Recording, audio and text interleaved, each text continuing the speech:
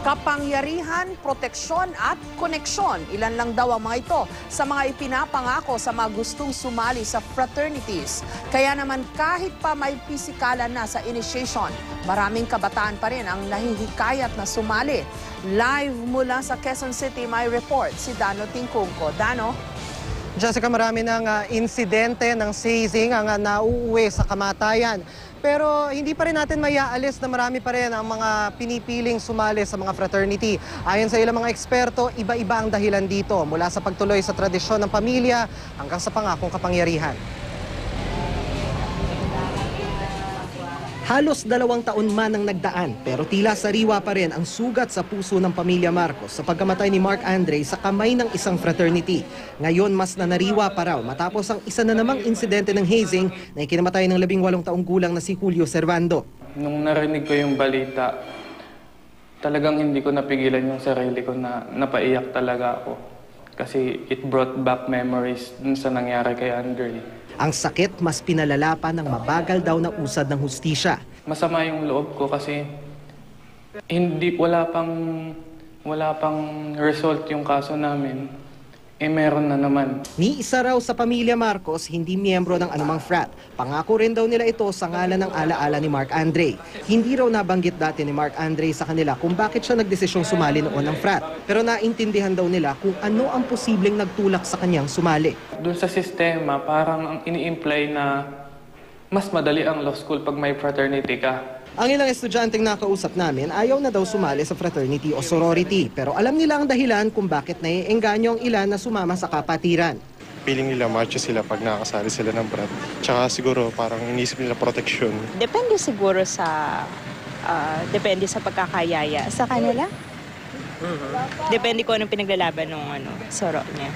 Friendship, tsaka connections. Ayon sa isang sociologist, ang hirap at sakit ng proseso ng initiation karaniwang dinadaig ng mga pangako nitong benepisyo sa mga neophyte. Pwede rin pagpapatuloy ng tradisyon ng pamilya hanggang sa koneksyon at tila passes o insurance sa maraming nakasisilaw na bagay sa buhay. Tulad na lang halimbawa ng pangako na magandang posisyon sa trabaho. Pakita rin niya ng power sa campus eh. Pag mas marami kayo ang dominanting figure sa campus. No? At pag sikat kayo, status symbol. No? Ang pagiging fratman. Elitismo at machismo raw ang pinagmulang konsepto ng mga fraternity na mula pa noong ancient Greece. Babalikan mo pa rin yan kina Plato, kina Socrates, kung saan ang mga matatalinong tao ay mga lalaki.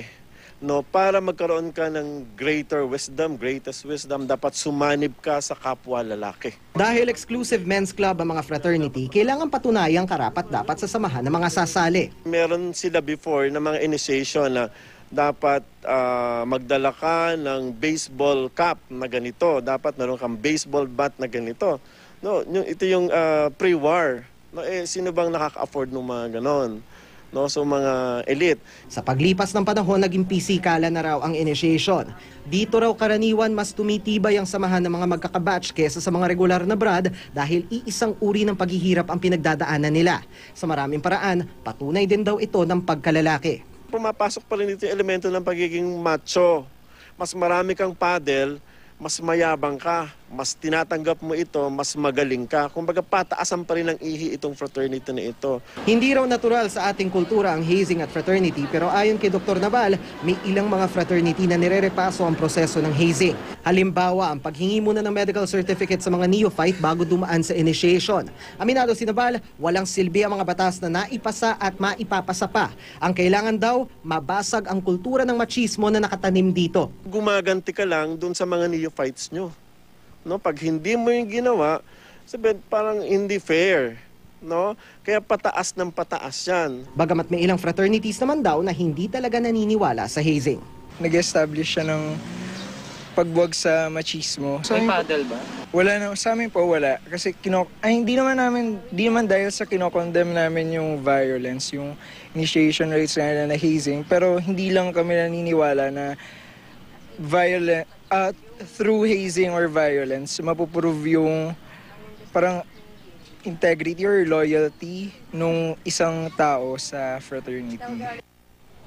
Jessica, paglinaw din ni Dr. Naval, no, na hindi na bagamat kailangan daw tanggalin yung konsepto ng hazing, hindi naman daw nangangahulugan nito na alisin na rin natin o buwagin na natin ang mga fraternity at sorority. Lalo't malaki din naman daw ang kontribusyon o ambag ng mga ito sa lipunan.